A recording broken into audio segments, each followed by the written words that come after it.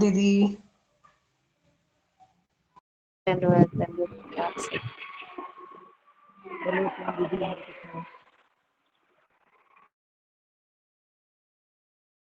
शायद प्रभु जी अभी नहीं आए, अगर कोई और भजन आप लोग बोलना शुरू चाहे कीजिए, तो। मुझे टाइम लगेगा। कुछ पढ़ सकते हैं, शुरू कर सकते हैं। शिवानी दीदी है, मोबाइल के पास ग्रंथ भी है।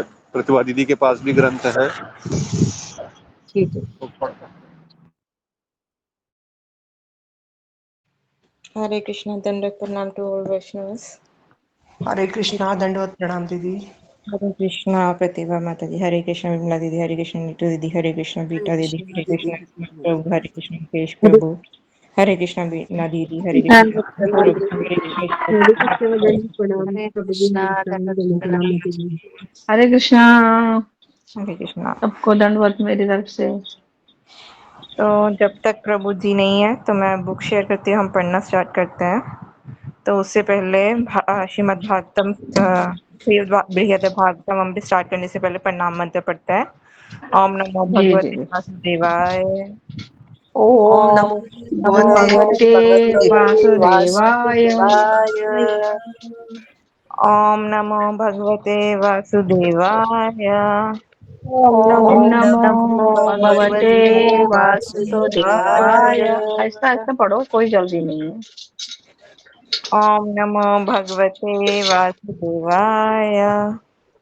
ओम ओम नमो नमो भगवते भगवते वासुदेवाय। वासुदेवाय।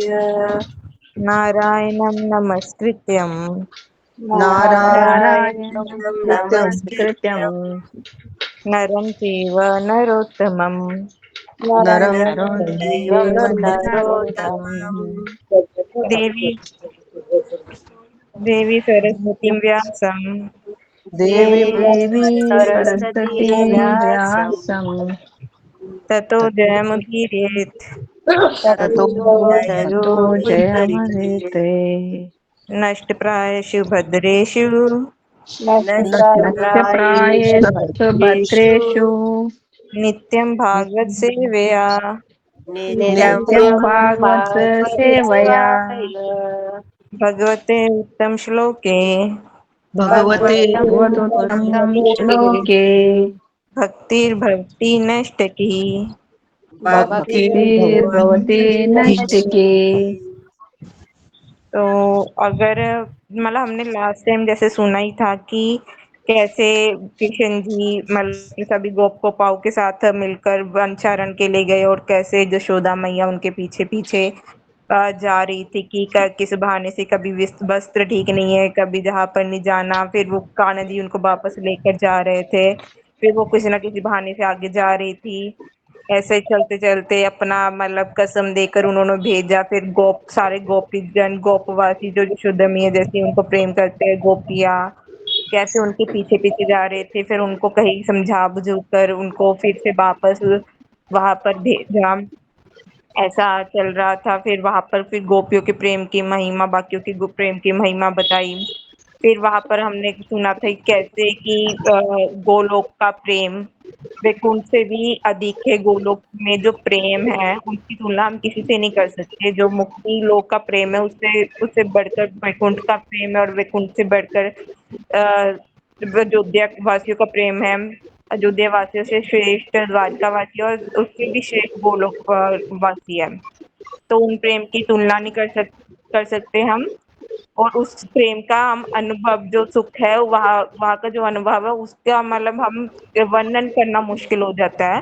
कैसे वर्णन कर सकते हैं वो मतलब असीमित सुख है, अनंत सुख है। और कैसे हमने सुना था कि कान्हा जी मतलब कृष्ण जी कैसे जब इस धराधाम पर आते हैं तो उनके अंश वगैरह नारायण वगैरह सभी उनके अंदर सम्मिलित होकर आते हैं, और कैसे मतलब जो उनके जो नित्य चित परिकर ये भी है जब वो जहाँ पर आते हैं, जैसे नंद बाबा वगैरह जब जहाँ पर वो आते हैं लीला के लिए, तो उसी तरह द्रोणधरा जैसे उनके जिन्होंने मतलब पुत्र प्राप्ति के लिए इतना सारा साधन भजन करा है, वो भी उनके अंदर समाहित होकर उनके साथ वात्सल्य प्रेम का आनंद लेते हैं। उनके अंश वगैरह सब सब मिलित हो जाते हैं। तो लास्ट क्लास में हमने ये सब कुछ सुना था कि जैसे उनके नित्य पार्षद आते हैं तो वैसे ही जैसे वैकुंठ वासी कृष्ण में सम्मिलित हो जाते हैं, वैसे भी उनके अंश भी जो नित्य सिद्ध पार्षदों में मिलित होकर जो साख्य वात्सल्य और बाकी माधुर्य भावों का आनंद लेते हैं, और जब उनकी वो वासना उनका जब लीला खत्म करते हैं, वो भी नित्य लीला गोलोक वृंदावन वास में अपना चले जाते हैं। तो उसके आगे हम आज सुनेंगे। अगर कोई पढ़ना चाहते हैं तो पढ़ सकता है, अगर नहीं तो मैं ही कह दूंगी। कोई पढ़ना चाहते हैं? दीदी कहाँ से पढ़ना है? जय हे मथुरा वासियों में श्रेष्ठ, साथ साथ में समझाते भी जाना है दीदी। हे मथुरा वासियों में मैं श्रेष्ठ। समझी नहीं। हाँ जी, आप कुछ आगे जो बोले मैं सुन नहीं पाई। मतलब साथ साथ में उसका एक्सप्लेनेशन भी करते जाना है। वैसे तो है तो कोई मुश्किल नहीं है, लीला ही है, हल्का बाप रे। है थोड़ा सा एक्सप्लेन। वो तो मुश्किल है मेरे लिए, लेकिन मैं पढ़ते तो जाऊंगी डेफिनेटली। साथ साथ में थोड़ा थोड़ा सा एक्सप्लेन, क्योंकि इसमें कुछ ज्यादा एक्सप्लेनेशन है एक्सप्लेन नहीं। तो दीदी को आपको ही करना आता है, हमें तो वो किसी को नहीं आता है। वही तो, पढ़ना तो आएगा लेकिन नहीं, एक्सप्लेन नहीं ऐसा तो करना कुछ आता। नहीं है, आप भी ट्राई करोगे तो उसमें कोई मुश्किल नहीं है। हमने सब कुछ कॉन्सेप्ट वगैरह सुबुल प्रभु जी से सुने हुए हैं, वैष्णव से कितनी कथा सुनी हुई है। अगर आप ट्राई करोगे तो आप भी कर सकते हो, ऐसी कोई बात नहीं है। ओके, आपसे भी ट्राई क्लास करना। लेना पड़ेगा अब। चलो मैं तो शुरू तो करती हूँ, देखते हैं। हाँ जी। उस गोलोक में करोड़ों करोड़ों बालक, तरुण और वृद्ध गोप वास करते हैं, परंतु वे सभी यही समझते हैं कि मैं ही श्री कृष्ण का परम प्रिय हूँ और दूसरा कोई वैसे नहीं है। मतलब जो भी लोग वहां रह रहे हैं, वहां गोलोक में वास कर रहे हैं, हर कोई यही समझता है कि मैं ही सबसे परम प्रिय हूँ भगवान का, और मेरे जैसा प्रिय और कोई भी नहीं है भगवान का। मैंने श्री कृष्ण के प्रति उनका व्यवहार भी वैसे ही देखा तथा श्री कृष्ण का भी उनके प्रति वैसा ही विशुद्ध व्यवहार अनुभव किया। फिर वो बता रहे हैं कि मैंने जो देखा कि हर किसी का, जो भी गोलोक में वास करने वाले जो बालक है, तरुण है, वृद्ध गोप है, जो भी गोप है, वो सबका कृष्ण के प्रति वैसे ही व्यवहार है कि वो ही एकमात्र उनके प्रिय है, और उसके रेसिप्रोकल में कृष्ण भगवान का भी भाव ऐसे ही है कि वो ही उनके सबसे ज्यादा प्रिय है। पता नहीं मैं सही बोल रही हूँ क्या नहीं। ठीक है, जैसे कान्हा जी ने भी आगे भगवत गीता में कहा है कि जो मुझसे जैसा प्यार करता है उसको मैं वैसे ही प्यार करूंगा। हाँ, वही चीज है। मतलब वही वही वे प्रेम को वही प्रतिसाद दे रहे हैं, भगवान भी वैसा हाँ, ही जैसे प्रतिसाद। जितना कोई उनको प्यार करता है कान्हा जी, उसका मतलब उसके प्रति वैसे ही व्यवहार करते हैं।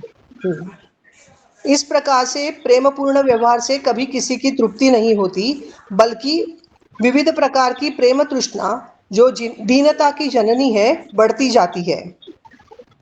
तो वो ये प्रेम से उनको तृप्ति नहीं होती है, ऐसा नहीं है, लेकिन वो जो विशेष प्रेम, जो खास प्रेम उनको मिल रहा है श्री कृष्ण से, और उससे क्या हो रहा है कि उनकी जो तृष्णा है, उनकी जो चाहत है, वो ज्यादा और बढ़ती जा रही है। और प्रेम के कारण जो लोभ होता है, उसे ही प्रेम तृष्णा कहते हैं। प्रेम की भूख है वो, प्रेम की लालसा है। और ये जो प्रेम की लालसा है, यही आप में दीनता लाती है, वही दीनता की जननी है। क्योंकि जब ये मिलन होता है, अपने प्रियतम के साथ मिलन होता है, तो उसके साथ रहने पर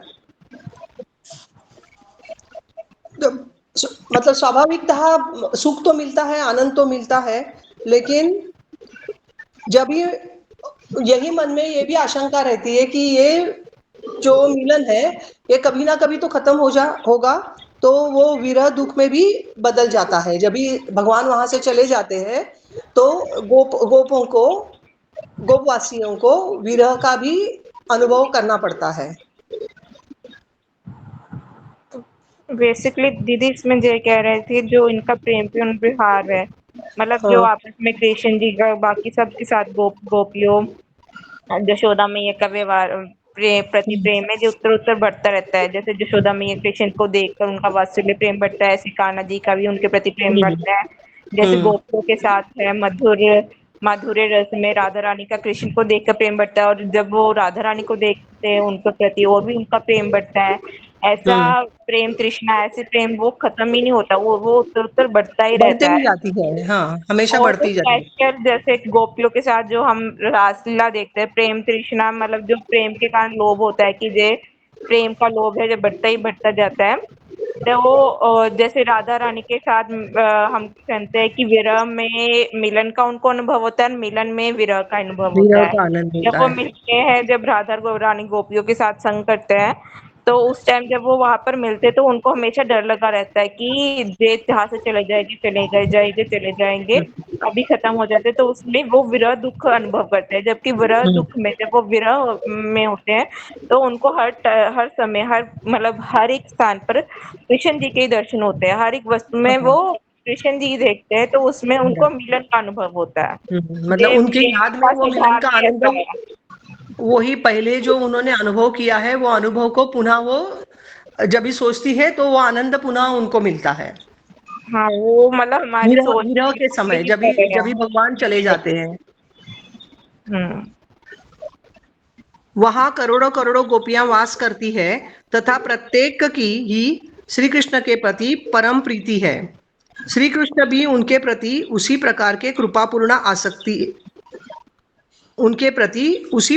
कृपापूर्ण आसक्ति है। मतलब गोपियों के मन में जैसे प्रीति है कृष्ण के प्रति, ऐसे ही भगवान कृष्ण के मन में भी उनके लिए भी वैसे ही आसक्ति है, वैसा ही प्रेम है। इसलिए हमने सैकड़ों युक्तियों द्वारा यह निश्चित किया है कि गोपियां श्री कृष्ण की जितनी प्रिय है, उनका उतना प्रिय गोलोक में तथा अन्यत्र कहीं पर भी कोई नहीं है। तो इस तरह से अनेकों विचारों से और अनेकों टेस्ट से हमने यहाँ ये नतीजे पे हम आए हैं कि गोपियां श्री कृष्ण की जितनी प्रिय है, उतना प्रिय गोलोक में नहीं तो अन्य कहीं भी भगवान का इतना प्रिय कोई और नहीं है। मतलब गोपियां सर्वाधिक प्रिय है उनको। तथापि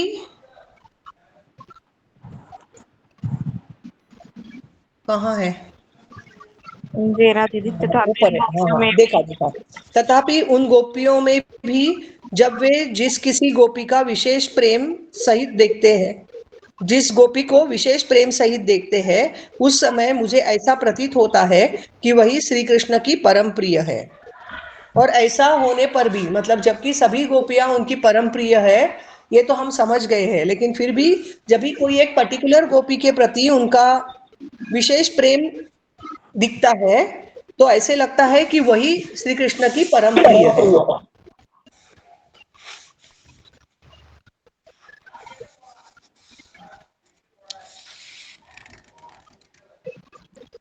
यद्यपि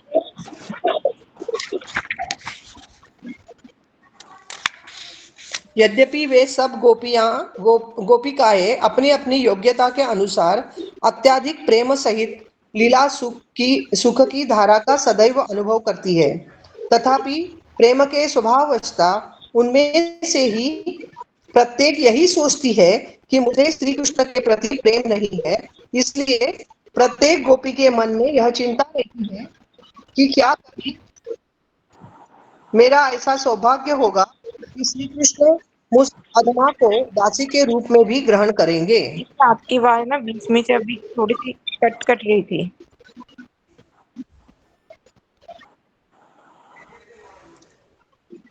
हरे कृष्णा। हरे हाँ जी, पुनः पढ़ू। हाँ जी। यद्यपि वे सब गोपियां अपने अपनी योग्यता के अनुसार अत्यधिक प्रेम सहित लीला सुख की धारा का सदैव अनुभव करती है, तथापि प्रेम के स्वभाववशता उनमें से प्रत्येक यही सोचती है कि मुझे श्री कृष्ण के प्रति प्रेम नहीं है। इसलिए प्रत्येक गोपी के मन में यही चिंता रहती है कि क्या कभी मेरा ऐसा सौभाग्य होगा कि श्री कृष्ण मुझ मुझ अधमा को दासी के रूप में भी ग्रहण करेंगे।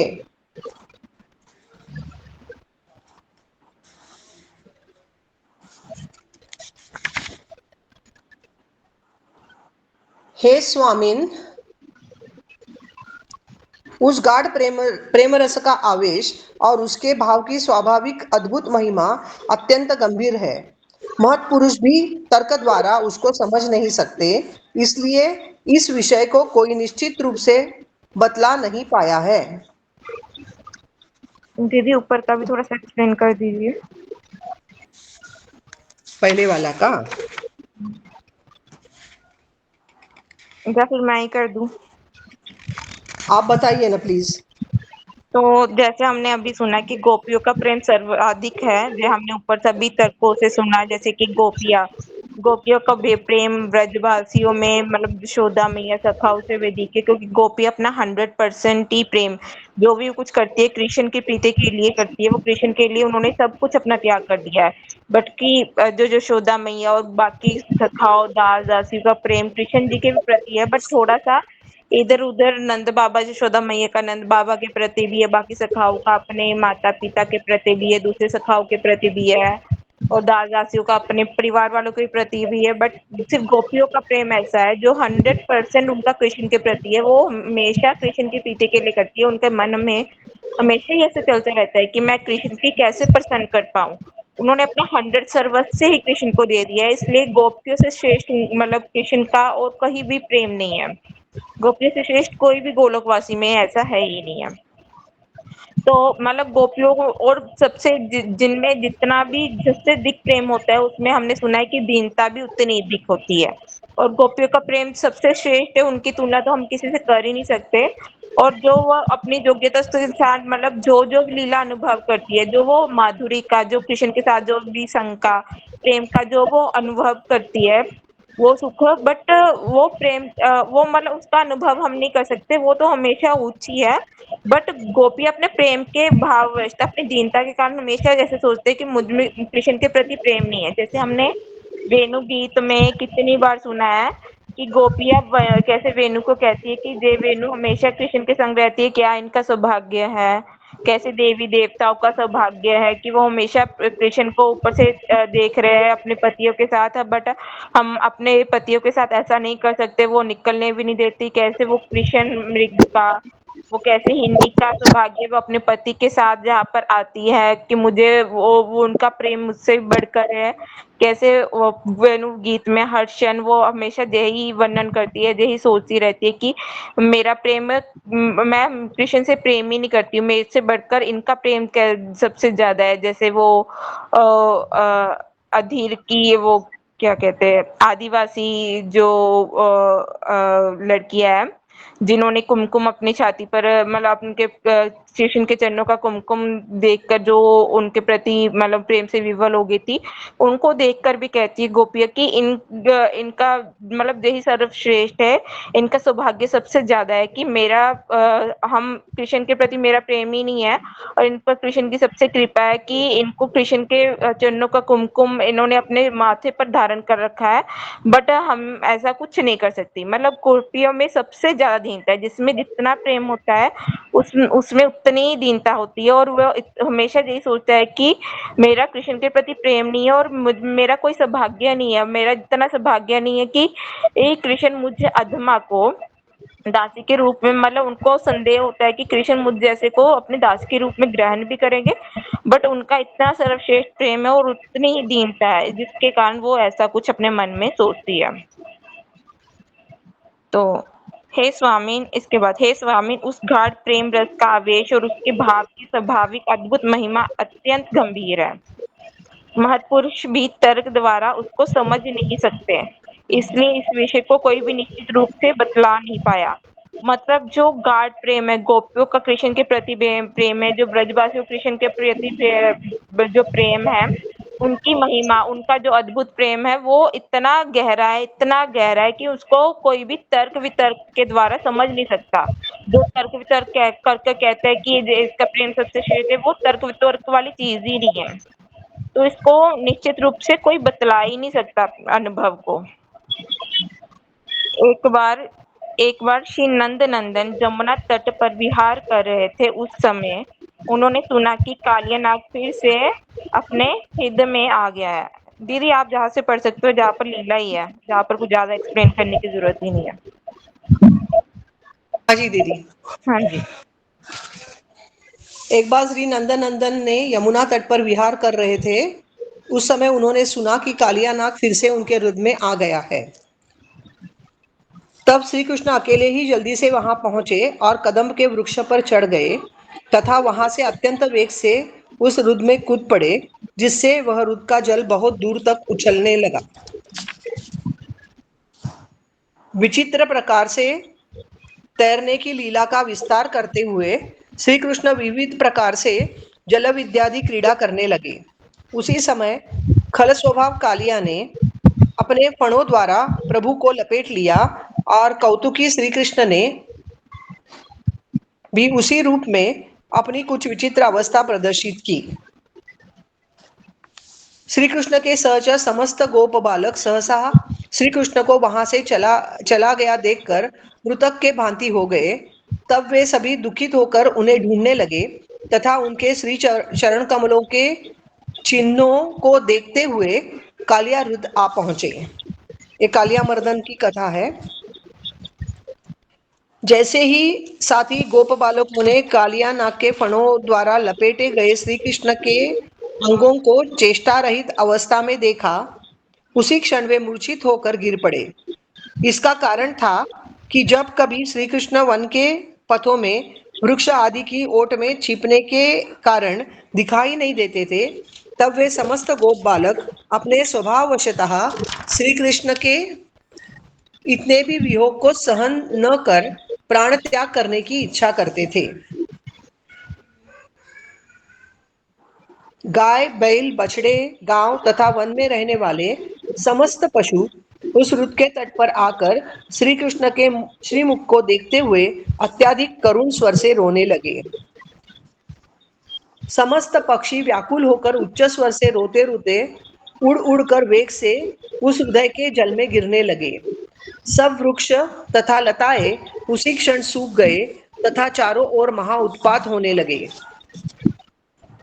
उसी समय प्रभु द्वारा मानो अंतर में प्रेरणा प्राप्त कर एक वृद्ध दौड़ता हुआ ब्रज में आया और उसने जोर जोर से रोते हुए हाहाकार पूर्वक अपने नेत्रों से देखा हुआ सब वृत्तांत कह सुनाया। उस वृद्ध के पहुंचने से पहले ही वहां महाभयंकर उत्पातों के द्वारा व्याकुल होकर सब ब्रजवासी व्रज के मंगल स्वरूप श्री कृष्ण को ढूंढने लगे। अपने निवास स्थान से बाहर निकल चुके थे।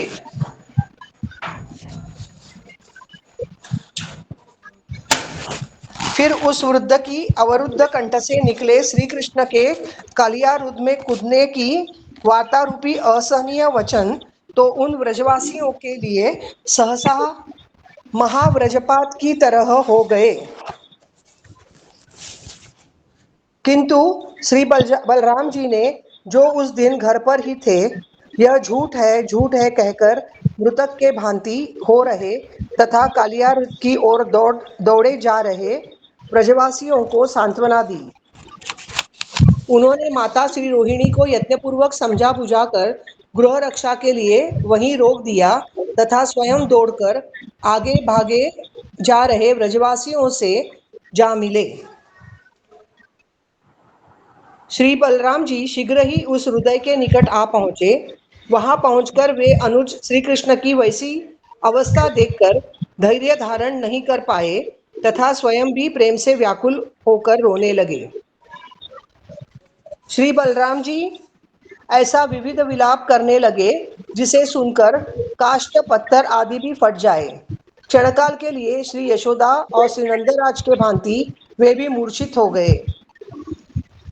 उस अत्यंत मार्मिक घोर रोदन की गूंज से आपने एक छोड़ दिया। हरे कृष्णा। आपने एक छोड़ दिया।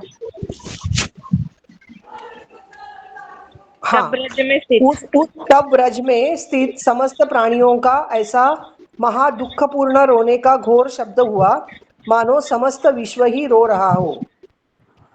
उस अत्यंत मार्मिक घोर रोदन की गूंज से धीर शिरोमणि श्री बलराम जी मूर्छा से सचेत हुए तथा बड़े यत्न से उन्होंने अपने आप को संभाला।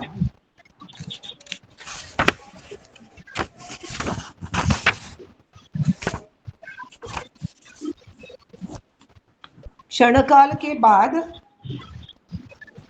जब श्री नंद और श्री यशोदा सचेत हुए, तब पुत्र को वैसी अवस्था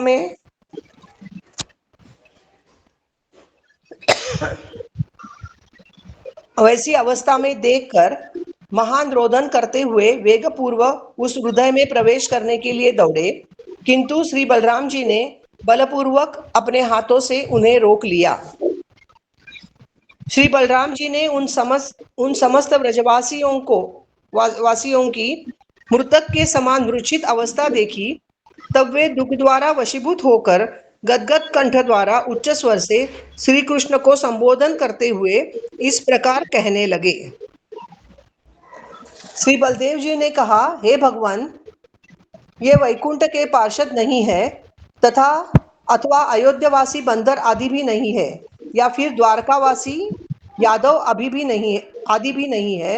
ये तो गोलोकवासी है, जिनके आप ही एकमात्र जीवन है, इसलिए मैं इनकी रक्षा करने में असमर्थ हूँ।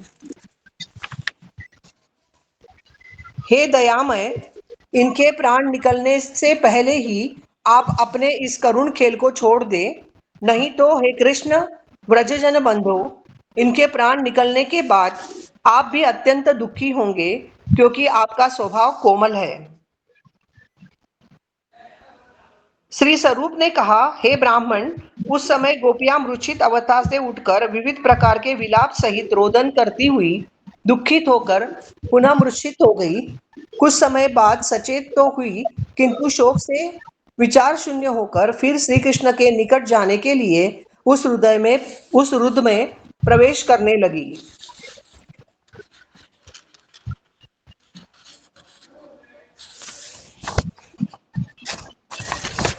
तब श्री कृष्ण अपने कौतुक को बंद कर कलिया के फणपा से बाहर निकले और कलिया के ऊपर को उठे हुए हजारों फणों पर चढ़ गए। तब उन्होंने सभी गोपियों को वहां चढ़ने के लिए अपने दोनों हस्त कमल को पसार दिया। तत्पश्चात अपनी प्रिय गोपियों को एक साथ ही उन्होंने जल्दी से उस कालिया नाग के फणों पर चढ़ा लिया।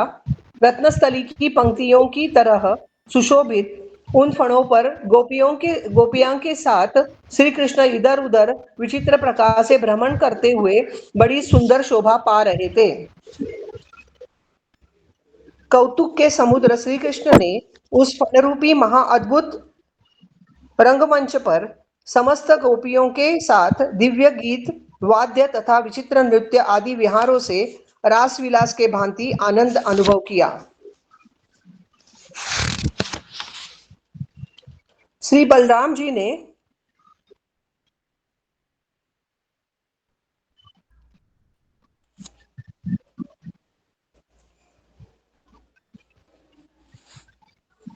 दीदी स्क्रॉल करिए थोड़ा ऊपर। श्री बलराम जी ने तट पर स्थित श्री नंदादि ब्रजवासियों को सचेत कराया। तब वे सब श्री कृष्ण को देख आनंदित और विस्मित हो उठे।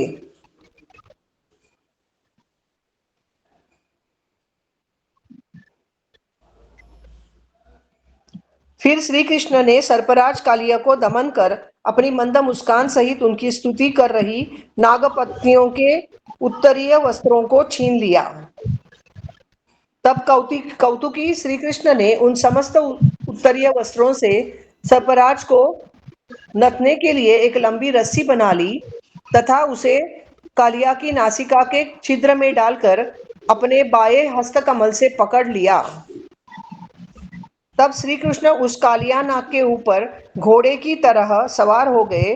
फिर अपने दक्षिण हाथ में मुरली धारण कर उसे आनंद पूर्वक बजाकर कालिया को अश्व की भांति बलपूर्वक इधर उधर जाने की प्रेरणा देने लगे।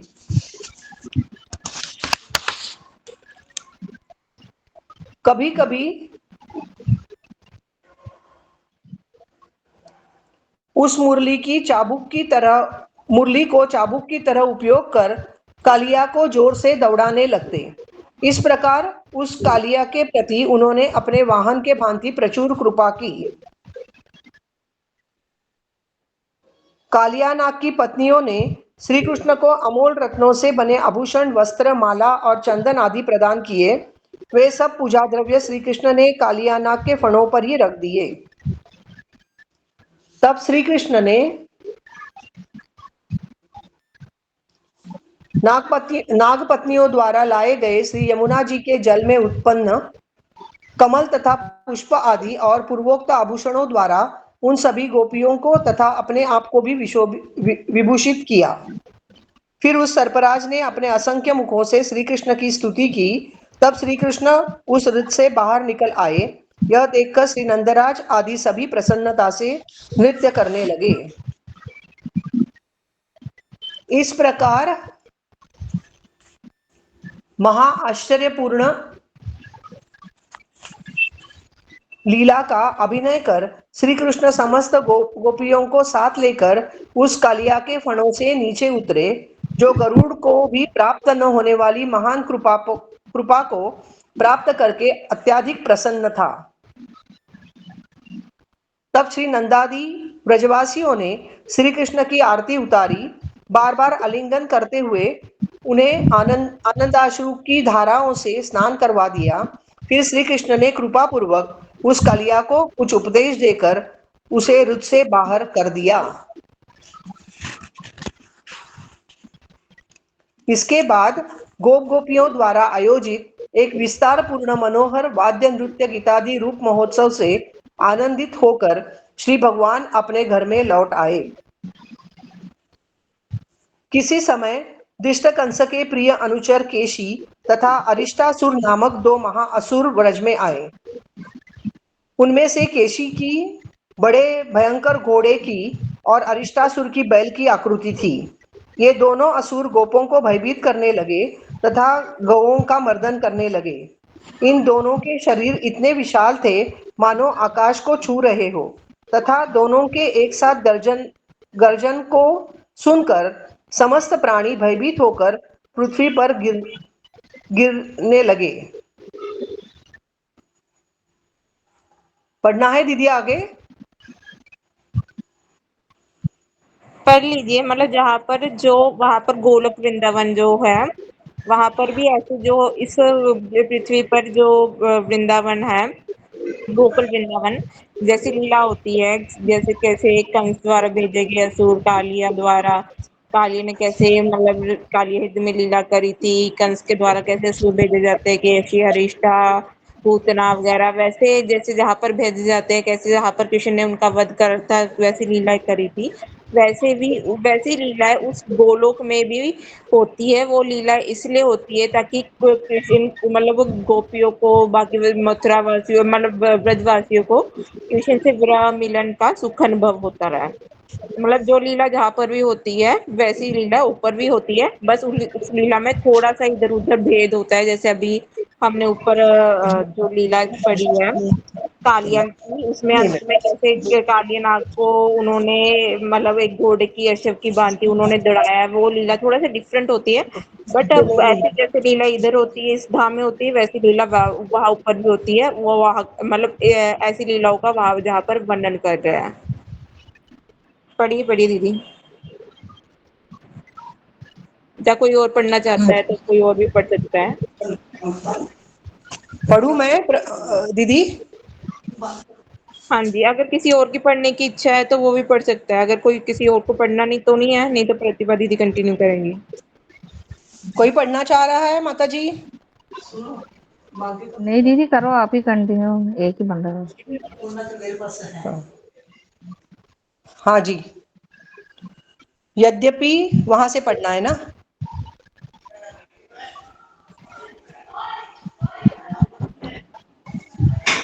दोनों की एक साथ गर्जना को सुनकर समस्त प्राणी भयभीत होकर पृथ्वी पर गिरने लगे। यद्यपि केशी और अरिष्ट के भय से भयभीत होकर श्री कृष्ण के प्रिय गोपियों ने उन्हें उन दोनों असुरों के पास जाने से बलपूर्वक खींचकर रोक रखा था, तथापि वे सबको आश्वासन देकर वीरों के समान दर्प दिखलाते हुए अपनी भुजाओं को ठोककर उन दोनों के सन्मुख जा खड़े हुए। उनके बड़े वेग से केशी दैत्य श्री कृष्ण के सामने पहले बड़े वेग से केशी दैत्य श्री कृष्ण के सामने आया, तब उन्होंने अपने श्री चरण के प्रहार द्वारा उसे दूर फेंक दिया।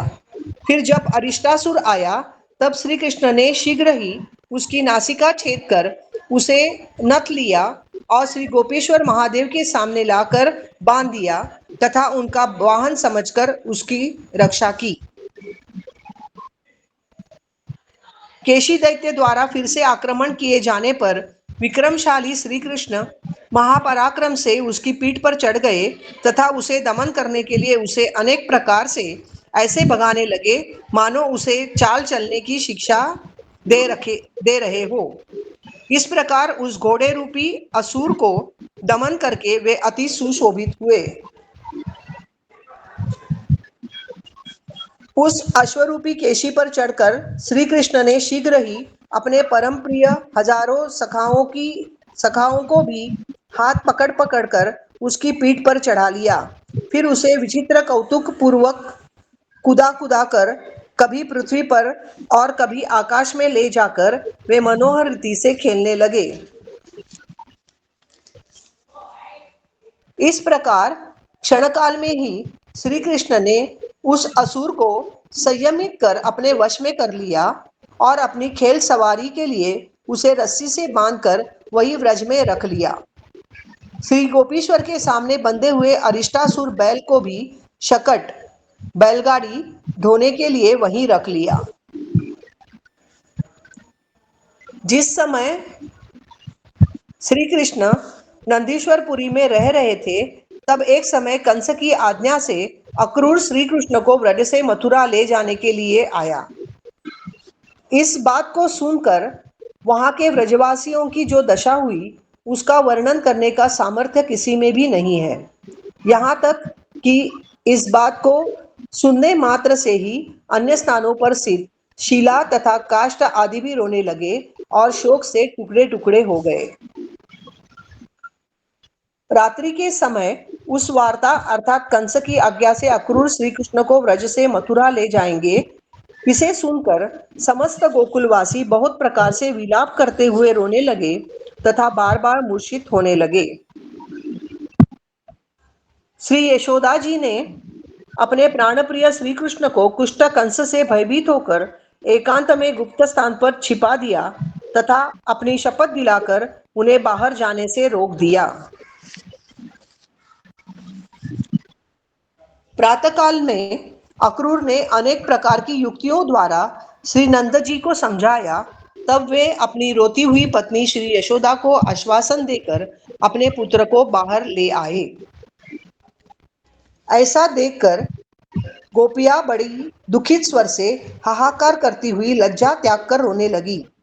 उस समय ऐसा लग रहा था मानो उनके देखते देखते कोई बलपूर्वक उनके प्राणों को ही निकाल कर ले जा रहा हो। तब यशोदा जी बाहर निकली तथा अपने अश्रुओं को पोंछते पोंछते दुख से पीड़ित होकर अपने पुत्र श्री कृष्ण का हाथ पकड़कर उसमें श्वफल्क के पुत्र अक्रूर के हाथ में अपनी बहुमूल्य धरोहर की तरह सौंप दिया। श्री यशोदा जी ने श्री नंदराज से भी कहा, मैंने अपने प्राणों से भी अधिक प्रिय इस पुत्र को आपके हाथों में सौंपा है। आप किसी का विश्वास नहीं करके इसे अपने पास ही रखना और फिर यहाँ वापस लाकर इसी प्रकार मेरे हाथों में सौंप देना। इस प्रकार पुत्र के प्रति अत्यधिक स्नेह से व्याकुल होकर सती श्री यशोदा श्री नंदराज को वचनबद्ध कर मूर्छित हो गई। फिर जब उन्होंने श्री कृष्ण शून्य घर में प्रवेश किया तब सभी व्रजांगनाएं बहुत जोर जोर से रोने लगी। उनकी उस क्रंदन ध्वनि का आज भी स्मरण होने से पत्थर रोने लगते हैं। सूखी लकड़ियां भी पानी होकर बहने लगती है तथा व्रज फट जाते हैं। यहाँ तक कि समस्त जगत भी मृतक के समान हो जाता है। अर्थात यदि जगत के वासियों के प्राण तत्क्षण न भी निकले, किंतु वे शोक सागर में निश्चय ही डूब जाते हैं। सरल स्वभाव वाली श्री यशोदा के द्वारा अनेक प्रकार से सांत्वना देने और समझाने बुझाने पर भी ब्रजगोपियां अत्याधिक शोक रूपी सागर में निमग्न होने के कारण क्रोधित होकर श्री यशोदा को इस प्रकार कहने लगी। अरे निर्दये बुद्धिहीने, बाघ के हाथ में आपके पुत्र को सौंपकर श्री कृष्ण शून्य इस दाह योग्य घर में तुम अकेली किस प्रकार से प्रवेश कर पाई हो। तो सब गोपियां अभी माता यशोदा को कोसती रह रही है। इस प्रकार वे समस्त व्रजांगनाएं श्री यशोदा तथा श्री नंदराज को धिक्कार तथा अक्रूर को अभिशाप देती हुई और भी अधिक शोक से व्याकुल होकर घर से बाहर निकल आई तथा करुण स्वर से रोते रोते अपने प्रभु श्री कृष्ण को पुकारती हुई उनके पीछे तेजी से भागने लगी। उन व्रजांगनाओं के महाशोक से उत्पन्न प्रगाढ़ दुखपूर्ण क्रंदन से अक्रूर, श्री नंदराज, श्री बलदेव और अन्यान्य गोप, यहाँ तक कि अक्रूर द्वारा लाए गए रथ पर बैठे श्री कृष्ण सभी रोने लगे। यह देखकर समस्त व्रजवासी परम मोह वृक्षारूपी व्याकुलता को प्राप्त हुए। गोपियों की एकमात्र गति श्री कृष्ण ने क्षणकाल के बाद स्वस्थ होकर देखा कि गोपियां अब अपनी अंतिम दशा की जैसी अवस्था में हैं। उन्हें जीवन दान देने के लिए श्री कृष्ण रथ से कूदकर उन गोपियों की मंडली में आ पहुंचे और उन सबको अपने साथ लेकर अलक्षित भाव से कुंजों में चले गए। इसके पश्चात कंस के दूत अक्रूर ने स्वस्थ होकर जब श्री कृष्ण को रथ पर नहीं देखा, तब वह इस आकस्मिक घटना से पश्चाताप करने लगे तथा दीनता सहित वचन चातुरी से उन्होंने श्री बलदेव जी को अपने वश में कर लिया। अक्रूर ने श्री देवकी, श्री वसुदेव और अन्य यादवों के समस्त दुखों का इस प्रकार से वर्णन किया जिससे यह प्रतीत होता था कि एकमात्र श्री कृष्ण ही उन समस्त दुखों का कारण है। इसके पश्चात वसुदेव नंदन रोहिणी का पुत्र श्री बलराम जी अपने चाचा अक्रूर के साथ अनुज श्री कृष्ण को ढूंढने के लिए उनके श्री चरण चिन्हों को देखते देखते उसी कुंज में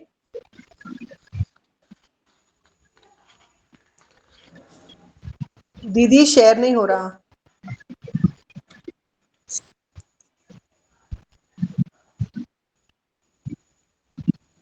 हरे कृष्णा शिवानी दीदी। हरे कृष्णा।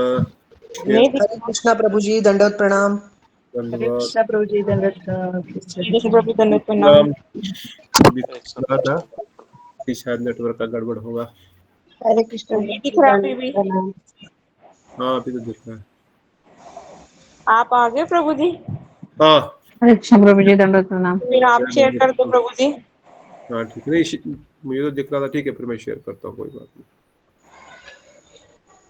ठीक है। गुरुवे गौरचंद्राय राधिकाय तदालये कृष्णाय कृष्ण भक्ताय तद भक्ताय ते नमो नमः। वंशाकल्पतरुभ्यश्च कृपा सिन्धुभ्यैव च पतितानां पावनेभ्यो वैष्णवेभ्यो नमो नमः। अज्ञानतिमिरन्धस्य ज्ञानञ्जनशलाकया चक्षुरुन्मिलितं येन तस्मै श्रीगुरुवे नमः। वन्देऽहं श्रीगुरु श्रीयुतापदकमलं श्रीगुरुन् वैष्णवांसि च श्रीरूपं सागरजातं सहगना रघुनाथवितं तं सजीवं साद्वैतं सावधूतं परिजनासहितं कृष्णचैतन्यदेवं श्रीराधा कृष्णपदान् सहिगणललिता श्रीविशाखावितमस्ति च। हे कृष्ण करुणा सिन्धु दीनबन्धु जगत्पते गोपेश गोपीकान्त राधाकान्त नमस्तुते। अब्दगाञ्जन गौरंगी राधे वृंदावनेश्वरी वृषभानुसुते देवी प्रणमामि। सिंधुभयो पावनेभ्यो वैष्णवेभ्यो नमो नमः। तो सर्वप्रथम परमराधि गुरुदेव नितलीला प्रविष्टुम विष्णुपाद परमहंस परिवजिकाचार्य अष्टोत्तर शतश्रीमद् भक्तिदांत नारायण गोसाई महाराज जी के अभय चरणों में अनंत दंडवत प्रणाम करते हुए उनके हित कृपा की प्रार्थना करते हैं। तत्पश्चात भक्तिदांत स्वामी श्री प्रभुपाद आचार्य के श्री परम गुरुदेव श्री भक्ति प्रज्ञान केशव गोसाई महाराज जगतगुरु जी के चरणों में कोटि कोटि प्रणाम करते हैं, उनके हेतु कृपा की प्रार्थना करते हैं। समस्त रूपानुग वर्गों के चरणों में कोटि कोटि प्रणाम। श्री गौर नित्यानंद प्रभु के चरणों में कोटि कोटि प्रणाम। श्री राधा गोविंद विशाखा जी समस्त गौर पार्षद वृंद राधा गोविंद पार्षद वृंद के चरणों में अनंत कोटि दंडवत प्रणाम करते हैं, उनके हेतु कृपा की प्रार्थना करते हैं। विशेष रूप से षड गोस्वामी वृंद, श्री सनातन गोस्वामी और श्री बृहद भगवत ग्रंथ को प्रणाम करते हुए श्री वृंदावन धाम गोलोक वृंदावन धाम की समस्त लीलाओं को प्रणाम करते हुए एक ही प्रार्थना करते हैं कि लीलाएं हमारे हृदय में स्फूर्त हो पाए। इस लीला में हम इसी जन्म में प्रवेश करके इनका ठाकुर की, ठाकुरानी की, महारानी की, गुरु मंजरी की सेवा में तो आपने आज कथा सुना और आप सबके वक्तों में भी दंडवत प्रणाम। फिर से एक बार फिर प्रतिभा दीदी, बिटा दीदी, विमला दीदी, समर्थ प्रभु जी, दंडवत प्रणाम प्रभु जी। दंडवत प्रणाम। हरे कृष्ण टीना प्रभु जी, दीदी दंडवत प्रणाम, माधवी हरे दीदी, कृष्णा रजनी दंडवत दीदी, प्रणाम। हरे कृष्णा प्रभु जी दंडवत प्रणाम। शीला दीदी, श्याम हरे कृष्ण प्रभु जी दंडवत प्रभु, प्रवीणा दीदी, माधवी दीदी, श्रेया दीदी, नीतू दीदी, सबको दंडवत प्रणाम। गौर हरि हरि बोल। तो आपने ऑडियो कथा सुना है, हम लोग दोबारा रिपीट नहीं करेंगे क्योंकि मैं सुन रहा था बीच बीच में कि अच्छे से एक्सप्लेन किया भक्तों ने। बस एक दो प्रश्न दीदी ने अच्छे से एक्सप्लेन किया प्रभु जी। आपने भी अच्छे से पढ़ा, एक्सप्लेन भी किया। अगर किसी का प्रश्न है तो आप पूछ लीजिए, नहीं तो मैं प्रश्न पूछूंगा और आप उत्तर दीजिए। कौन सा श्लोक था लास्ट? अभी 280 पढ़ रहे हैं प्रभु जी। ओके, कोई प्रश्न यहाँ तक? आपने लगभग 30-40 हमने कालिया मर्दन का वो कथा सुनी, फिर अरिष्टासुर और केशी की वो कथा सुनी, 280। और अभी जो अक्रूर जी आए हैं भगवान को लेने कंस महाराज के आदेश से, वो पढ़ रहे हैं। तो आपने सुना किस प्रकार से गोपियों के वैशिष्ट्य का वर्णन किया गया। सबसे पहले है ना कि गोपियों का भगवान के प्रति सर्वोत्तम प्रेम है और न तो गोलोक में, और अगर गोलोक में नहीं है तो गोलोक के बाहर कहीं हो नहीं सकता। अगर गोलोक में कोई वस्तु नहीं हो सकती तो गोलोक के बाहर कैसे होगी वो। अर्थात जो प्रेम, सर्वोत्तम प्रेम गोपियों का कृष्ण के प्रति है, ऐसा प्रेम और किसी का भी नहीं है,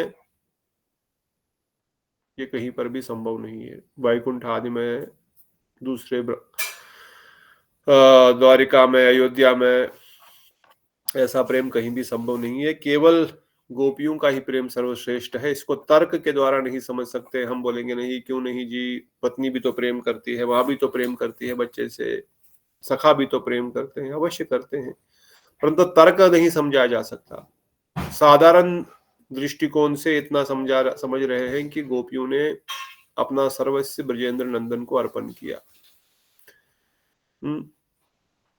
बाकियों का भी भगवान के प्रति प्रगाढ़ प्रेम है, वात्सल्य रस में भी, साख्य रस में भी, दास्य रस में भी, परंतु उनका प्रेम थोड़ा सा दूसरी वस्तु में भी है। दूसरी वस्तु में किसमें हो सकता है? यशोदा मैया का प्रेम थोड़ा वासुदेव, अपने नंद बाबा से भी है, अपने पतिदेव से भी है। उनका प्रेम कृष्ण में भी है, परंतु थोड़ा बहुत क्यों, वो प्रेम बलराम जी से भी करती है। बहुत प्रेम कृष्ण से करती है, परंतु बलराम जी से भी कोई कम प्रेम नहीं है। उसी प्रकार से सखा कृष्ण से भी प्रेम करते हैं, बलराम जी से भी प्रेम करते हैं, परंतु गोपियों का ही एकमात्र जीवन है। देखें कि उनको किसी और से कुछ लेना देना नहीं। ठीक है, ये बात समझ में आ रही है सबको कि नहीं? क्योंकि उनका अगर कोई बताए, इवन जो गीता में भगवान कहते हैं सर्वधर्मानि परित्यज्य मामेकं शरणं व्रज, या जो गीता में भगवान कहते हैं मन मना बहु मद भक्ता मद्या जी मां, अपने जी को मुझ में लगाओ, मेरे को अपना मन अर्पण कर दो, या मेरी केवल शरणागति ग्रहण करो, मामेकम शरणम व्रज। इन सबका परफेक्ट एग्जाम्पल केवल एक है, वो है गोपियां। गोपियों से अधिक किसी ने भी भगवान को पूर्ण शरणागति नहीं दी, कोई भी नहीं दे सकता। और यह रसिक जन जब गीता, चक्रवर्ती ठाकुर पाद जब गीता के इन श्लोकों का वर्णन भी करते हैं, तब भी वो गोपियों का ही उदाहरण देते हैं, क्योंकि दूसरा कोई उदाहरण फिट हो ही नहीं सकता इन जगहों पर भी। इसलिए अर्जुन तो भगवान ने समझाया उनको कि सर्वधर्मानि परित्यज्य क्या है, मन मना बहु मद भक्ता क्या है, परंतु भगवान भी नहीं इस चीज को समझा सकते, क्योंकि भगवान तो विषय भोगता है। पर गुरुवर्ग इस चीज को समझा सकते हैं, क्योंकि वो आश्रय भगवान है, उन्होंने आश्रय हमको दिया है और उन्होंने खुद राधा ठाकुरानी का आश्रय किया हुआ है। राधा रानी इस बात को समझा सकती है, क्योंकि वो खुद उस चीज को प्रैक्टिस कर रही है। इसलिए कृष्ण से भी अधिक उनके भक्त गुरुवर्ग, गुरुमंजरी, राधा रानी, ललिता, विशाखा सखी इन वस्तुओं को समझा सकती है कि शरणागति असली में क्या है। और फिर आपने ये भी समझा कि किस प्रकार से प्रेम प्रगाढ़ होते हुए भी गोपियों को लगता है कि हमारा कोई प्रेम ही नहीं है, जो शिवानी जी बता रही थी ना। इवन हिरणों को भी उनको लगता है हिरण को हमसे इनसे अधिक प्रेम है। भक्ति तो विवेक अगर पढ़ेंगे, भक्ति तत्व विवेक, जिसमें बहुत सारे लीलाएं हैं वृंदावन की, पुलिंद कन्याओं की, हिरण की, आदि की, है ना। किस प्रकार से गोपियों को लगता है हमको प्रेम ही नहीं है। तो गोपियों को क्यों लगता है हमको प्रेम नहीं है, क्यों लगता है ऐसा उनको? क्या उनको प्रेम नहीं है भगवान से, ब्रजेंद्र नंदन से? दीनतावश तो प्रभु जी, जिनका जितना ज्यादा प्रेम है उनकी उतनी दीनता है, और जिनमें अधीनता मतलब विनम्रता जितनी होती है उतना ही उस व्यक्ति में ऐसा होता है कि हर प्रकार से वो योग्य है, बट वो उनको लगता है कि मैं सबसे ज्यादा अयोग्य हूँ, इस कार्य को मैं करने में असमर्थ हूँ, तो अपनी अयोग्य। जो स्टार्टिंग में पढ़ा था, सही बोले कि प्रेम और दैन्य दोनों एक दूसरे के क्या है, एक ही पूरक है, एक दूसरे के पूरक है। जितना प्रेम उदय होगा उतना दैन्य उदय होगा। अब वो दैन्य के कारण गोपियों को लगता है कि हमारे अंदर तो कोई प्रेम ही नहीं है, हमसे अधिक प्रेम तो ये पुलिंद कन्या कर रही है, या आंध्र कन्या कर रही है, हमसे अधिक प्रेम तो इन हिरणों को है, हमारे अंदर कहाँ प्रेम है। ये नेचुरल टेंडेंसी है, प्रेम का स्वभाव है ये।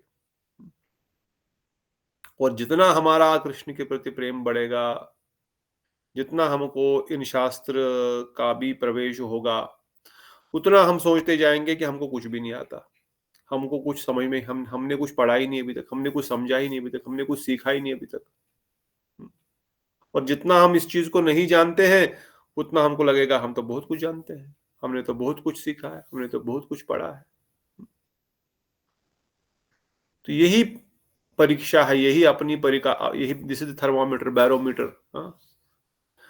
कितना बुखार है चेक करने के लिए थर्मोमीटर है। अगर भक्ति में, प्रेम में कितना प्रवेश हो रहा है, तो this is the check point. इसे कई बार हम डिस्कस कर चुके हैं। अगर हम कल इस भक्ति के विषय में 1-2 साल पहले 10% जानते थे, और हमको लगता था भी मैं 10% जानता हूँ, 90% अभी मैं जानना बाकी है। परंतु आज अगर हमको लगता है मैं 90% जान गया हूँ, परंतु 90% जानने के बाद मतलब उस व्यक्ति को अभी तक प्रवेश ही नहीं हुआ। अभी मुझे अगर ये लग रहा है कि मैं अधिक जानता हूं, मतलब पीछे पीछे चला गया। परंतु अगर हम कथा सुनते हैं, ग्रंथ पढ़ते हैं, तब हमको लगता है अरे बाप रे बाप, ये तत्व भी है। हाँ, ऐसा विचार भी है भक्ति मार्ग में। ये तो मुझे पता ही नहीं। अभी आपने गोलोक वृंदावन धाम की लीला सुनी, कालिया दह की। हाँ, कालिया हृद, हृद मतलब वो जो क्या, हृद क्या होता है? एक पौंड जैसा, एक खड्डा जैसा। डोह हाँ, बहुत गहरा पौंड। हाँ, बहुत गहरा पौंड जिसमें कालिया रहता था। हाँ, हम्म। तो कालिया हृद में रहते हुए वृंदावन में कैसे पहुंच गया? ये कालिया वृंदावन में क्या करने पहुंच गया? उसको गरुड़ ने बोला था इधर मत आना। गुरु ने बोला था इधर मत आना। ठीक है, गुरु ने बोला था इधर मत आना। वो गोलोक वृंदावन धाम कैसे पहुंच गया ये कालिया? वहां पर भी प्रभु जी नित्य लीला चलती रहती है, असुर वगैरह मतलब माया के थ्रू, मतलब जोग माया की कृपा से, मतलब जोग माया के थ्रू आते जाते रहते हैं कि ताकि ब्रजवासियों का कृष्ण के प्रति प्रेम और भी बढ़ जाए, उनको आनंद देने के लिए जो लीलाएं जहाँ पर होती है वैसी लीलाएं वहां पर भी निरंतर चलती रहती है। प्रभु जी ये वीर रस और उसका आस्वादन करने के लिए सारा ये लीला है। ठीक, बिल्कुल। उस गोलोक धाम में भी कुछ कुछ लीलाएं, सारी लीलाएं नहीं, कुछ कुछ लीलाएं चलती है जो इस भूलोक में चलती है। और विशेष रूप से कालिया की लीला का विस्तार क्यों किया गया? क्योंकि कालिया ने वृंदावन का सहारा लिया। जिसने वृंदावन धाम का आश्रय लिया, भगवान ने उसका वध नहीं किया। और उधर भी उनको लीला करने के लिए मौका दिया। गोलोक वृंदावन धाम में भी आप आ सकते हो लीला करने के लिए।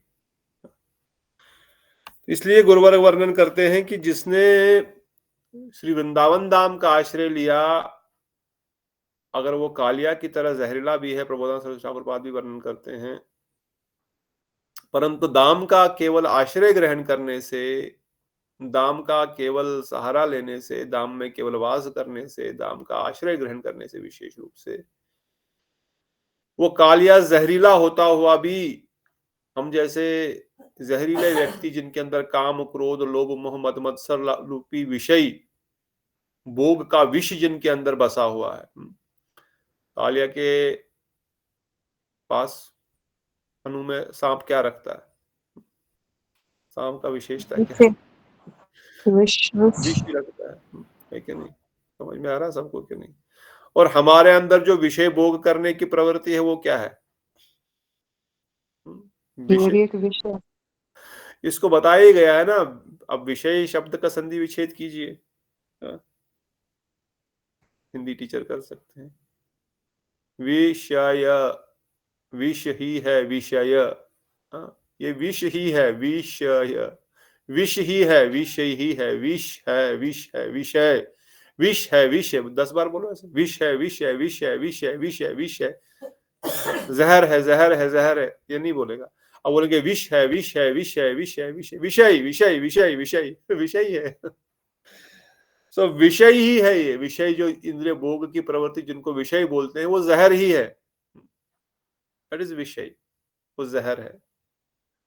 परंतु ये विषयी व्यक्ति भी अगर दाम का आश्रय ग्रहण करता है तो ब्रजेंद्र नंदन परम दयाल परम कृपाल उसको अपना गोलोक वृंदावन धाम प्रदान करते हैं। ये उतने दयालु है। इसलिए बलराम जी ने कहा आप इतने दयालु हो, इस कालिया हृदय से बाहर आओ फटाफट, अदरवाइज ये मर जाएंगे। क्या गोलोक धाम में कोई मरता है? नहीं प्रभु जी। फिर क्यों बोल रहे बलराम जी आप मर जाओगे? ये सब मर जाएंगे। लीलावशित प्रभु जी। इसी को बोलते हैं लौकिक संबंधत्व। लौकिक संबंधों के कारण वो भूल जाते हैं कि गोलोक वृंदावन धाम है या भूलोक वृंदावन है, ये जड़ धाम है या गोलोक धाम है। और वो तो ऑलरेडी मूर्छित होकर के गिर गए। थोड़ी देर बाद जब उन्होंने जगाया, फिर आंखें खुली, कृष्ण नहीं है, फिर से मूर्छा हो। मतलब यू कैन इमेजिन विरह कितना होगा कि मूर्छा खुलने के बाद उनको न देखने के कारण फिर से मूर्छित होकर के गिर गए। तो यही उस वृंदावन के धाम की वैशिष्ट है, क्योंकि वहां पर इस प्रकार से प्रेम भक्ति की लीलाएं होती है। वहां पर स्वयं भगवान भी भूल जाते हैं कि मैं भगवान हूं, इसको बोलते हैं ज्ञान कर्म आदि अनावृतम, और वहां पर भी इसलिए मर जाएंगे, जैसे मूर्छित हो जाते हैं। नहीं तो वो जिनको गोलोक वृंदावन धाम का स्थान मिला वो मूर्छित कैसे होगा? उनका शरीर थोड़ी कोई साधारण शरीर है, परंतु प्रेम की इतनी वशीभूत है वो मूर्छित होकर गिर जाते हैं। और दूसरा आपने सुना कि उस लीला में और इस लीला में, इस गोलोक लीला में उस गोलोक में थोड़ा सा अंतर है।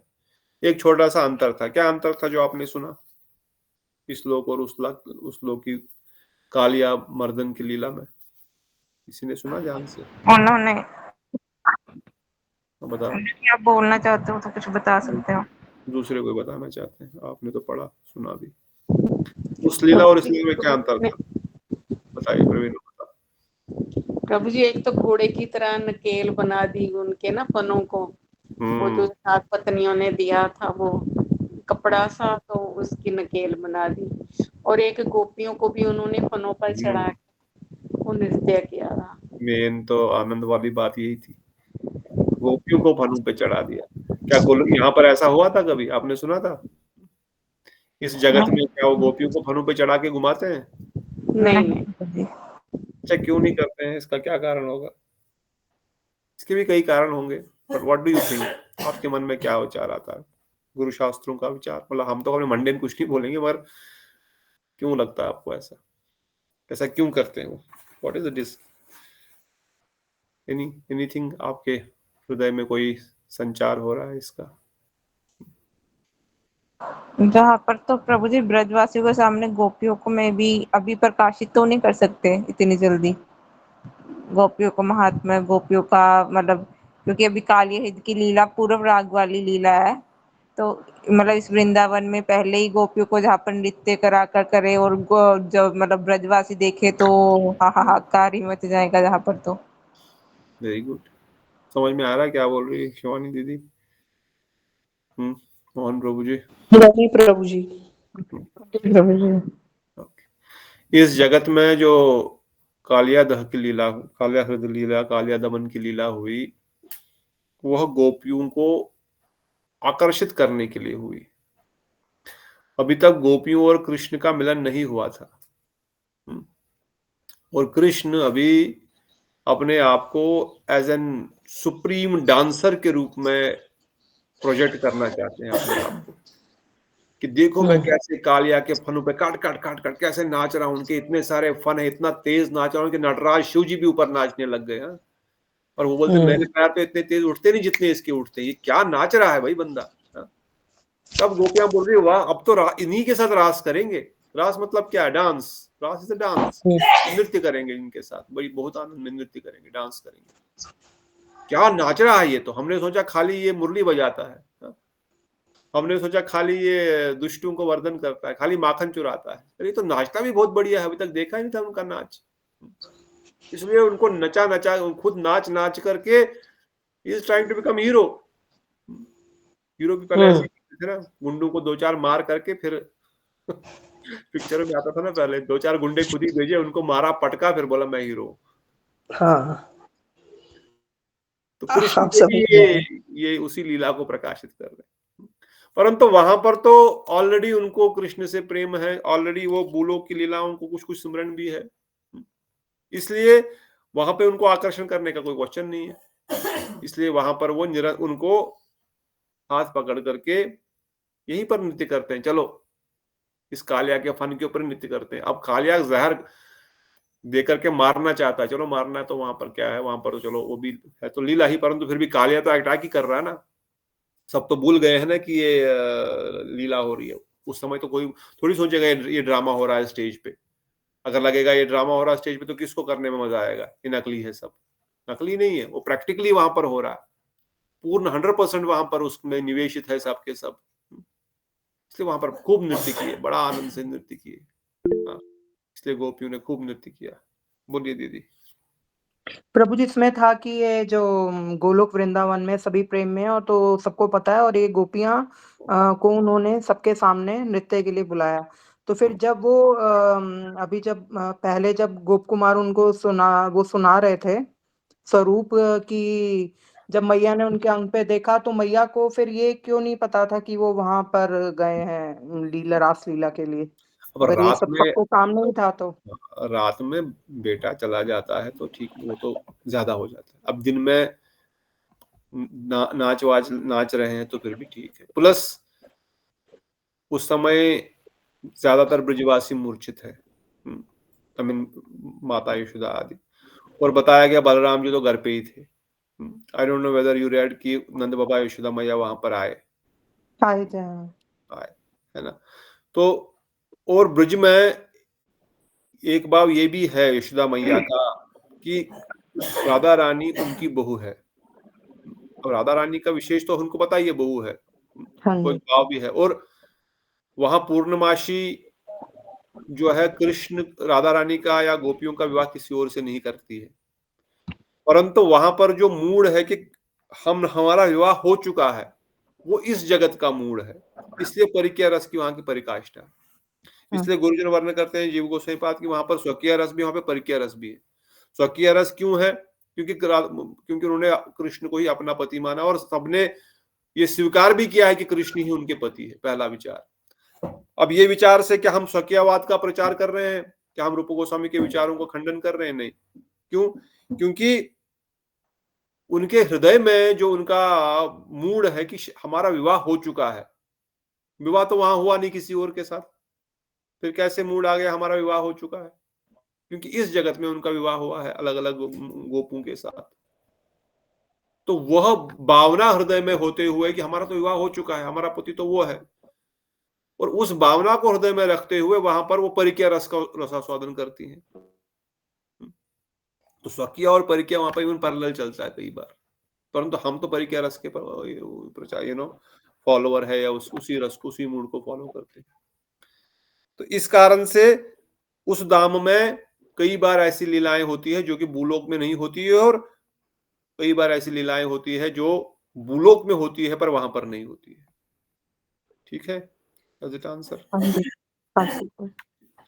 तो इसी प्रकार से फिर आपने अरिष्टासुर का ही सुना ना, और धेनुकासुर, दूसरा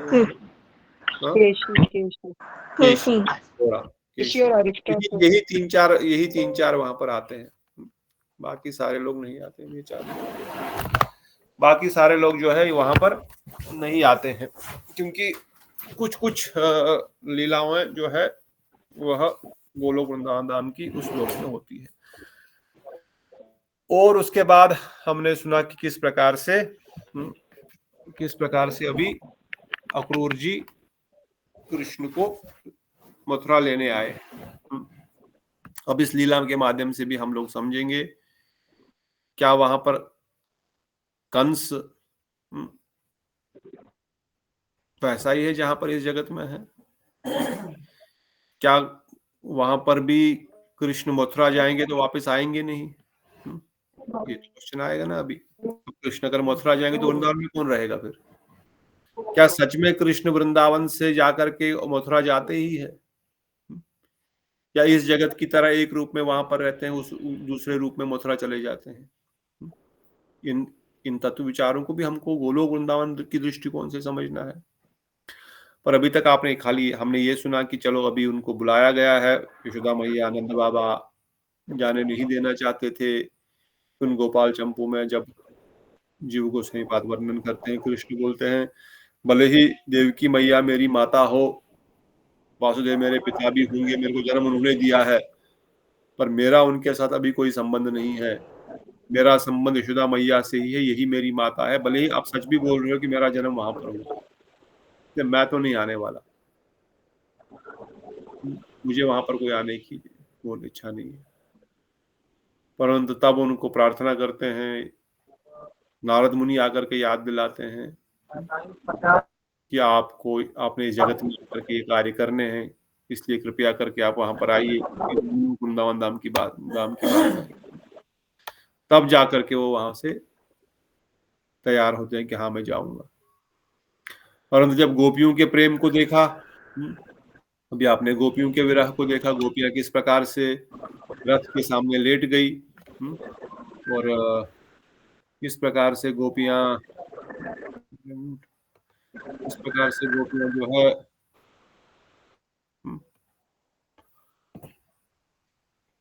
कृष्ण को इस प्रकार से पुकार रही कि कृष्ण फिर ब्रजेंद्र नंदन फिर से अपने वो तो लीला के लिए कर रहे हैं ना, कंस को मथुरा जाने के लिए। ये थोड़ी ना कोई वहां पर कोई सच में कोई राक्षस बैठा हुआ जिसको मारना है। अब उनका विरह उसी समय इतना अधिक हो गया, उन्होंने रथ से उतर करके वो चले गए गोपियों के साथ। सुना आपने, पढ़ा था ये नहीं पढ़ा था? पढ़ा था, अभी वही पॉइंट है। मतलब वो कंस का अक्रूर बोल रहा है चलो भाई, वो जा भी रहे हैं। अब गोपियां बोल रही आपको नहीं जाना है, और गोपी मूर्छित, अब मुझे गोपिकाएं मूर्छित हो गई। कृष्ण बोले ठीक है मैं जाऊंगा नहीं। अब यहीं पर जो विरह की अनुभूति वहां जाके करानी थी ऑलरेडी हो गई यहीं पर, और यहीं पर हो गई, और वहीं पर वो चले गए, हो गया विरह की अनुभूति वहीं पर। फिर थोड़ी देर बाद, कुछ दिनों बाद, कई बार फिर से अक्रूर आता है चलो, और अगली बार फिर से वो विरह की अनुभूति होती है, पर इस बार और थोड़ा विरह अधिक हो ताकि मिलन की अनुभूति और प्रगाढ़ हो। इस बार उनके साथ चले ही जाते हैं।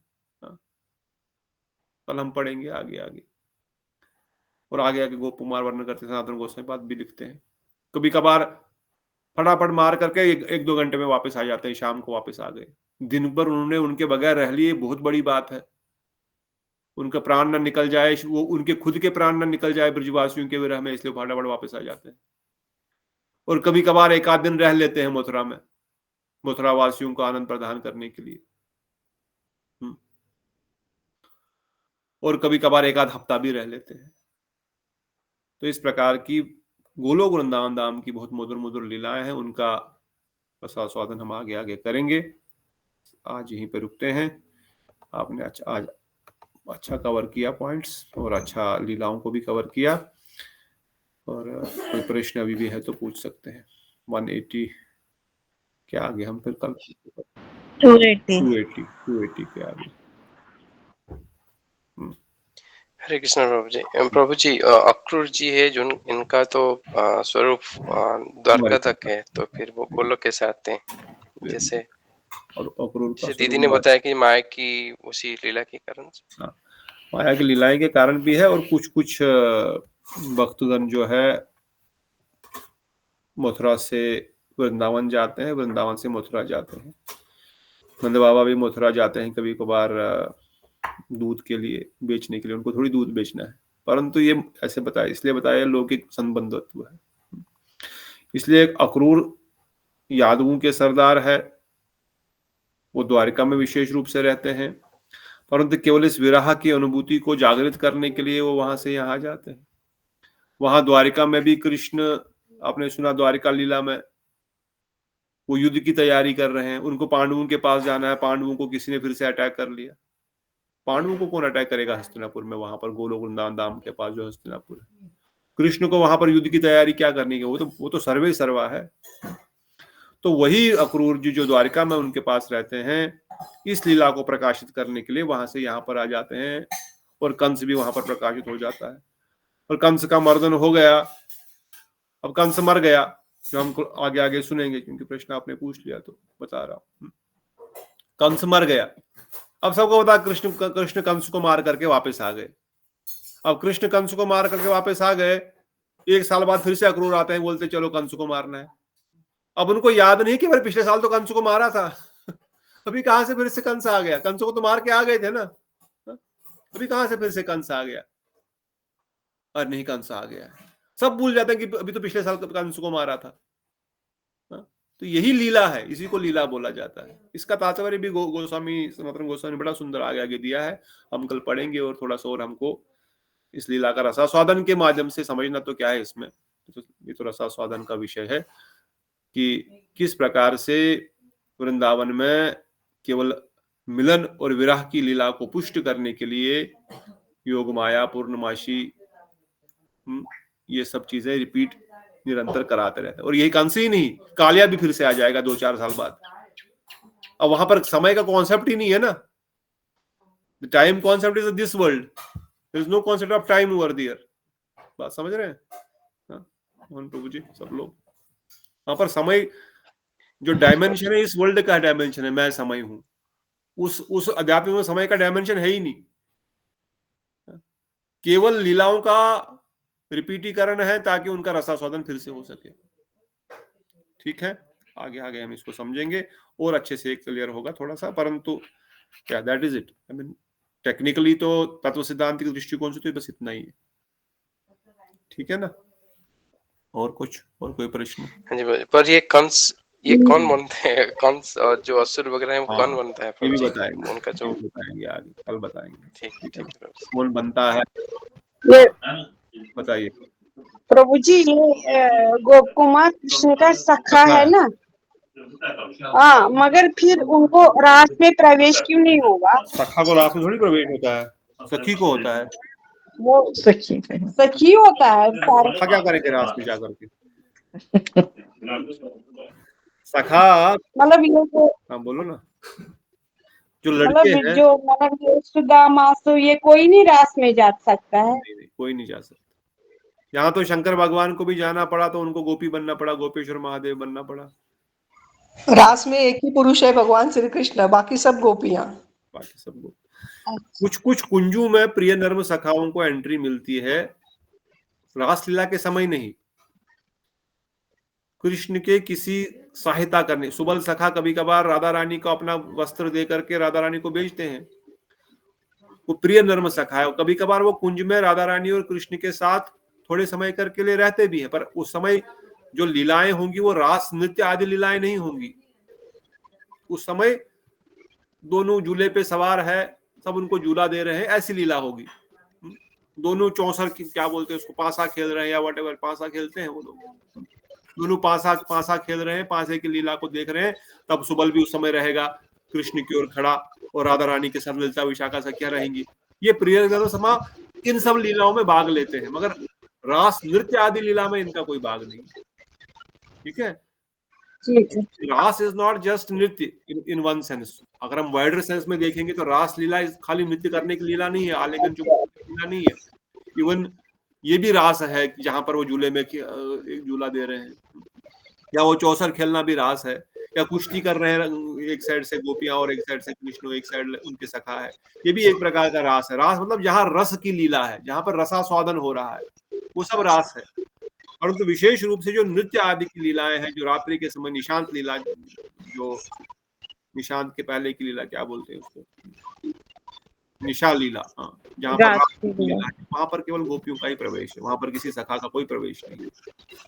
ठीक है, परंतु दूसरी लीलाएं भी रसमयी लीलाएं हैं, उनको भी रास कहते हैं ब्रॉडर टर्म में, मगर नॉट के रास लीला जब हम कृष्ण और गोपियों का वर्णन करते हैं, वहां पर किसी को और पुरुष का कोई एंट्री नहीं है।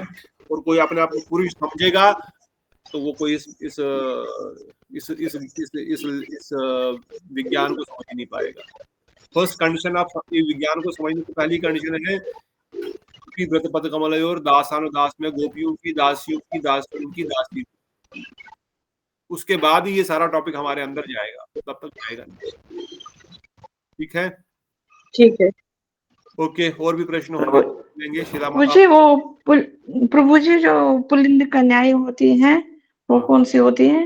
आंध्र प्रदेश की कन्याओं को आंध्र बोलते हैं।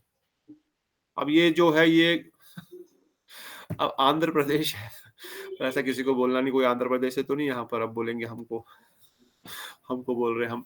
अब ज्यादातर आंध्र पुलिंद उनको बोलते हैं जैसे जो सफाई करने वाले हो गए, सफाई, वन में कोई सफाई झाड़ू करता है, अब कोई लकड़ी लेके आता है, जो राधा यशोदा मैया के घर में बर्तन धोते हैं, ये सब आंध्र पुलिंद कन्याएं बोलते हैं इनको। मतलब एक प्रकार से ये आई मीन ऐसा लोअर कास्ट उस जगत में कोई नहीं है, मगर फ्रॉम द पर्सपेक्टिव ऑफ सेवा ये ओपन है। इनको जंगल में जाकर के लकड़ियां लेके आनी है।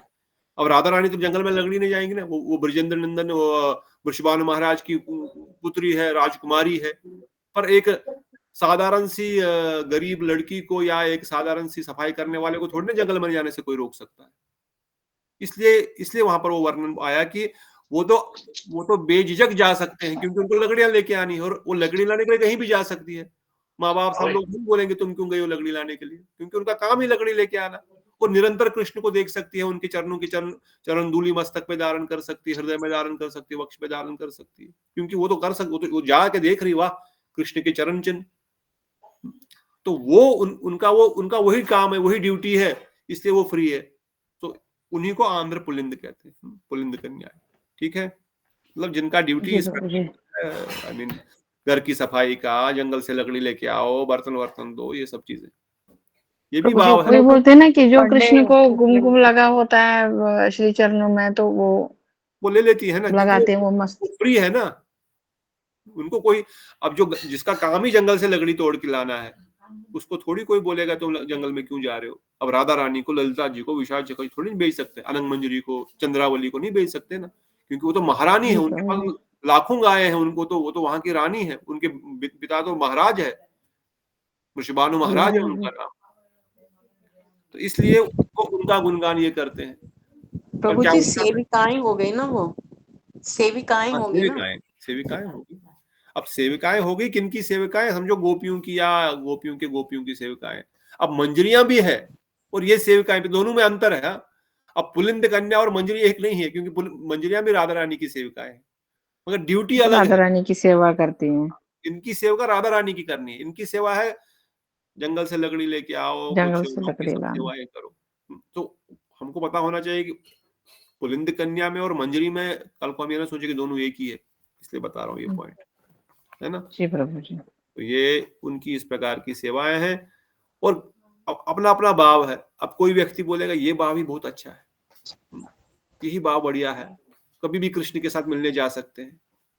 मंजरी बन करके तो शायद मैं नहीं जा पाऊं, तब तो राधा रानी के उधर हमको कभी कभार मौका मिलता है और बहुत विरह अनुभूति होती है। इसमें तो कोई विरह ही नहीं है।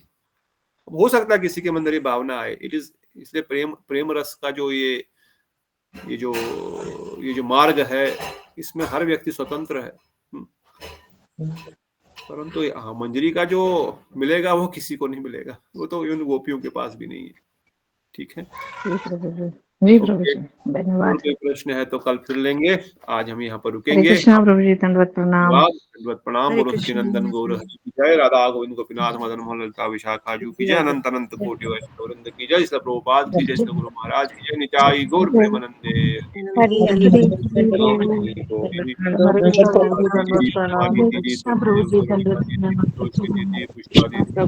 माधवी दीदी दंडवत प्रणाम। हरे कृष्ण प्रभु जी, दंडवत प्रणाम। दंडवत प्रणाम।